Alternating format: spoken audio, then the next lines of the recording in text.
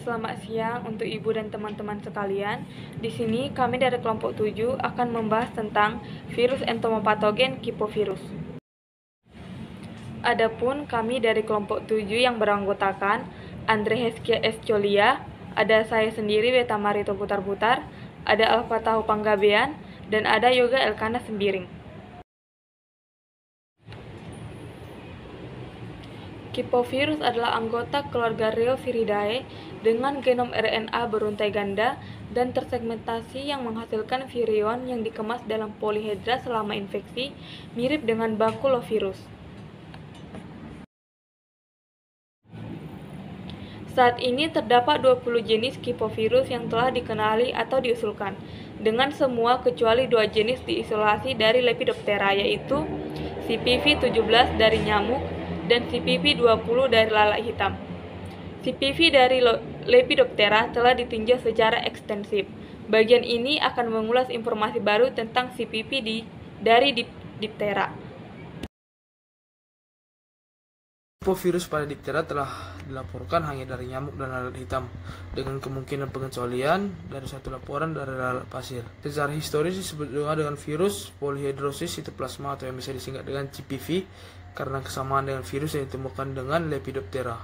Mereka adalah virus yang paling umum dilaporkan dari nyamuk dan larva lalat hitam. Bukti dari serangan CPV ini yaitu sudah ada setidaknya 10 spesies lalat hitam Amerika Utara telah dilaporkan terinfeksi CPV.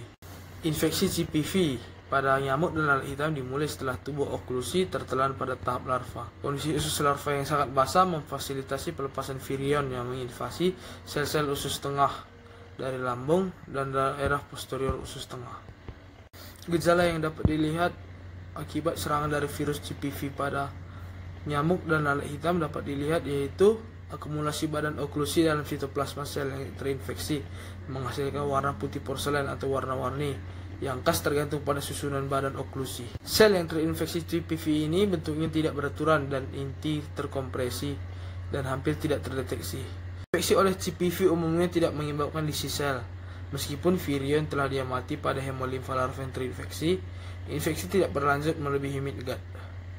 Kipovirus ini terjadi ketika larva mengkonsumsi oklusi yang larut di midgut dan melepaskan virion yang tersumbat. Virion tampaknya memasuki sel usus tengah dengan penetrasi langsung dari membran sel. Lalu segmen dan kapsid genom keturunan dirakit menjadi virion dalam sitoplasma sel yang terinfeksi. Kemungkinan melalui mekanisme yang digunakan bersama dengan reovirus lain. Virion dewasa dimasukkan ke dalam oklusi keturunan juga. Selanjutnya pengendalian hama dengan Kipovirus.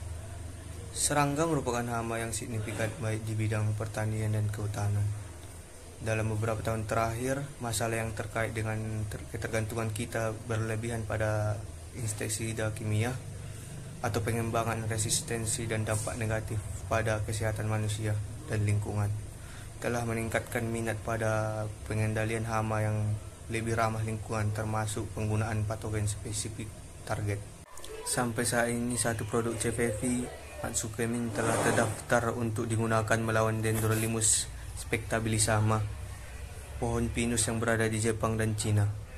Sangatlah penting bahwa ini terkait pada hutan, di mana penggundulan hutan yang substansial dapat ditoleransi tanpa kerusakan ekonomi.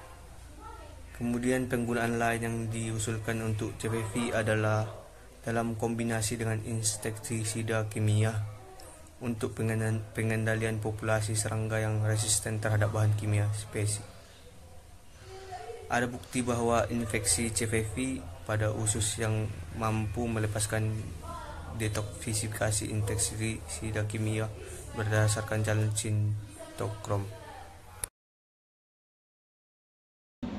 Baiklah, dari kesimpulan yang kita dapat dari pembahasan kali ini adalah yang pertama itu adalah Kipovirus, kependekan dari virus polyhedrosis sitoplasma, adalah genus virus RNA untai ganda dalam famili Rheoviridae dan subfamili Spinareovirene. Yang kedua, infeksi sitovirus pada nyamuk dan lalat hitam dimulai setelah tubuh okulasi tertelan pada tahap larva. Yang ketiga itu infeksi oleh CPV umumnya tidak menyebabkan lysis sel, meskipun virion telah diamati pada hemolimfa larva yang terinfeksi. Infeksi tidak berkelanjut melebihi Medgard. Yang keempat itu beberapa kelompok virus yang secara eksklusif menginfeksi arthropoda, infeksi melalui konsumsi oral, dan berbagai ciri umum virion infeksi yang tersumbat dalam tubuh berprotein besar menunjukkan beberapa sebagai agen pengendali biologis bagi serangga. Yang terakhir itu penggunaan lain yang diusulkan oleh CPV adalah kombinasi dengan inseksida kimia untuk pengendalian populasi serangga yang resisten terhadap bahan kimia spesifik ini. Demikianlah hasil presentasi yang dapat kami lakukan. Maaf jika terdapat kesalahan dalam pengucapan. Terima kasih.